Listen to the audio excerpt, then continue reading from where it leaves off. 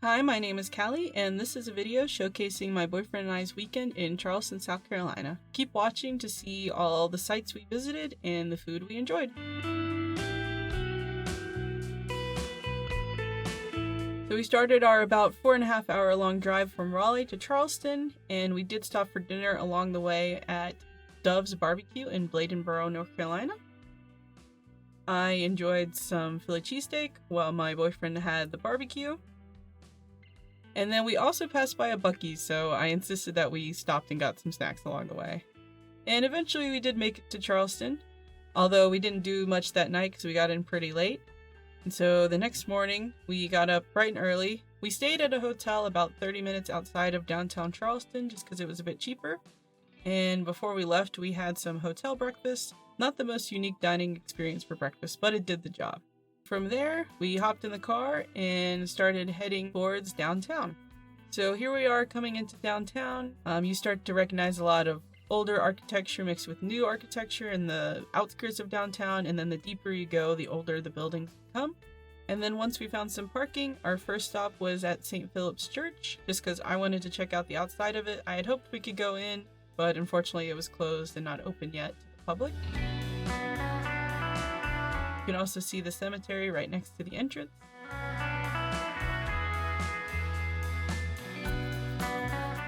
And from there, we just walked around downtown for a little bit. This was pretty early in the morning, so not many people were out. It was really quiet. We decided to head towards the riverfront, where they have several fountains, and they have a beautiful view of the canal. They do have an iconic landmark in this park area. It is this pineapple fountain. Anytime you look up Charleston, you usually see pictures of this fountain, and I always think it's pretty cool. It was a very hot, humid day in August, so just beware. If you're going to visit Charleston in August, you're going to sweat, just like I am in this.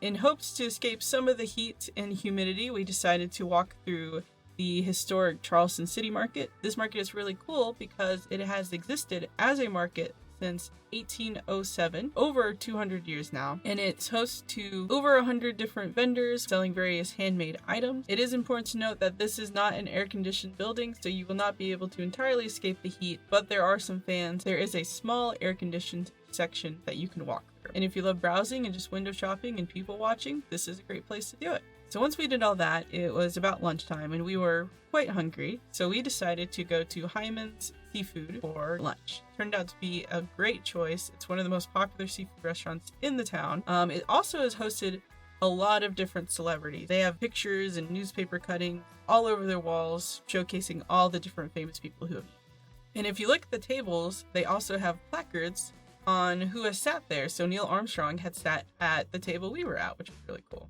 We decided to order just kind of a sampling of a lot of different items, which honestly I think is the best way to go. We had crab cakes, shrimp and grits, hush puppies, kind of a little bit of everything. And we were pretty satisfied with what we got. I would highly recommend eating some meal here. So next, we did have one planned event on this trip, and that was a cocktail class at an underground speakeasy. In this class, they taught us how to make daiquiris, whiskey sours, and bee's knees. We also got to go behind the bar and make the third and final drink ourselves, which was really cool. And they just walked us through the science of mixology and how to craft a perfect cocktail. So once we finished the class, we headed back to our hotel for a little bit because we were getting ready to go to the main event, which was the reason we were visiting Charleston this weekend. And that was to see Tyler Childers. So we got there pretty early. This stadium is actually usually a tennis stadium, but they also use it for concerts. A big storm did end up moving through and it poured on us right before Tyler Childers came out, and there was a bit of a rain delay. But luckily, the storms cleared up and we were all able to come back out, and Tyler Childers came out and it was a great concert. And we had a really fun time at his concert and just enjoying his music.